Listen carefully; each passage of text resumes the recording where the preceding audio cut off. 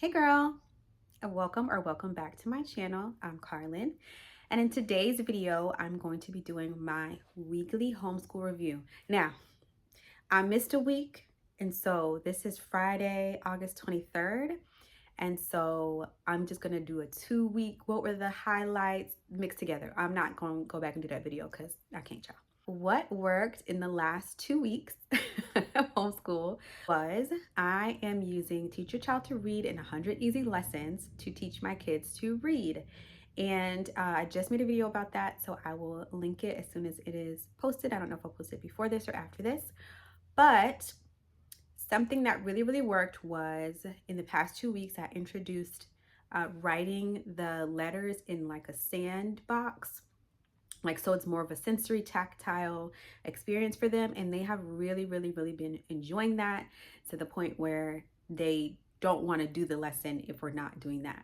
Or I have to make sure that in the lessons, it is the last thing that you do, the writing part, but sometimes the way that we stop writing could be the first thing depending on where we ended last time, if that makes sense. But I will not let them do sand first. It's like the incentive for them at this point to do the first part or of the reading lesson. So that has really been working well, which is really great. So the thing that has not been working is, even though when we do the reading lessons, they go well. I don't know if I have in my mind that they take a long time and maybe I just need to time myself, but sometimes we do not get to the reading lesson that day. And I don't know, again, so when we have our day, and maybe I'll share like our schedule, even though schedule feels like too formal of a word for what we do. It's like in the morning, we'll do our prayer, and then we'll do math first, and then we do Bible, and then we're supposed to go into reading. But if we start late, and say for instance on like Mondays when I wash all the kids' hair, I am kind of crunched for time, and I guess I have to decide if the reading lesson is the most important thing and I should just do that on those days when we're short on time. But the point is, when we start from the beginning of like math and Bible, a lot of the time, and because the math is so interactive, there's like different things that we do in that time. By the time it comes reading time and I'm like thinking about having to sit down with both kids, we don't do it sometimes. And again, this is really helpful. I'm actually liking this little review because it makes me talk out loud. I mean, I talk plenty to myself on a regular basis, but saying things out loud, like, oh, what if we just do reading that day? What if I only do reading for one kid who's actually in kindergarten and probably age appropriate for him to be learning to read?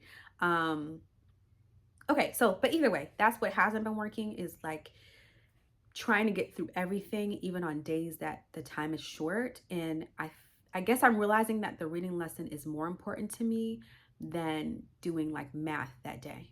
So thanks, guys. So the highlight from this week was on Wednesday, we were able to go to a splash pad in our local area. And that was really fun. It's funny how I'm realizing that the highlights are usually things that aren't homeschool related. I don't know if that's good or bad. Um, Maybe there'll be one of either at some point, but I think it's just good to be able to get out of the house, do an activity that's fun, that the kids really enjoy. And another, benefit of us homeschooling and being at home is we had a repair that needed to be done today. And so because the repair person was coming on Friday, we had our like off day on Wednesday. And so I just really love the flexibility of that. And we could say, okay, we aren't going to be home on Friday, so let's make Wednesday our off day, and then we can kind of switch it around.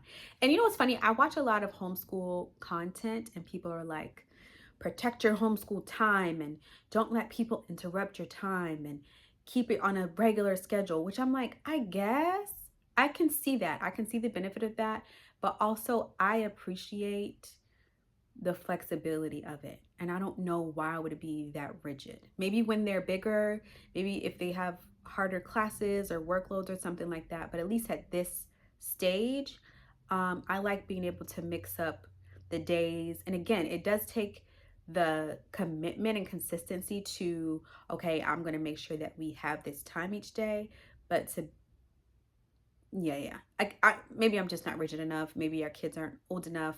But yeah, I appreciate the flexibility. And yeah, the splash pad was our highlights. I'm so rambly today. So now we're to the quote that inspires me.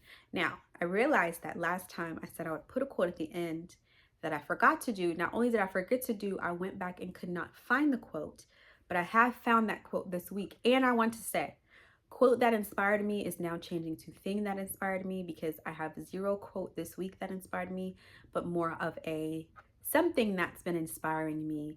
So that is now what this section of the video will be. Oh, but let me read you the quote that I was supposed to do last week. Okay, this is a quote from Charlotte Mason, and she says, "Let us try, however imperfectly, to make education a science of relationships." And now I don't know what she meant by that exactly, but to me, the most important thing of our education is learning how to interact and be in the world with other people, with our family, learn how to communicate well, learn how to love people. And so, yeah, that is my, I don't know if I have a homeschool philosophy, but that is what's important to me in homeschool, is the connection, and not just drilling information into my kids, but making sure the time that we have together is fun, that they enjoy it, but also fruitful. So that was a quote that I was supposed to post last time. I'll still link it. I'll still write it below that video if anybody's looking for it, which I doubt. But that was the quote that I was going to share. The thing that has been inspiring me this week.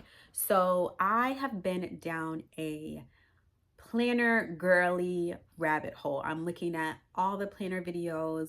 I've been planning our homeschool in a spiral notebook, and those videos have led me to the Hobonichi videos, and the Hobonichi rabbit hole is deep. Well, I've really been looking at Hobonichi cousin videos and different ways and ideas that people have for laying things out. Some people use them from homeschool. I'm thinking if I were to get one, which apparently they released them in like the beginning of September, it's like I found out about them at the perfect time to buy one.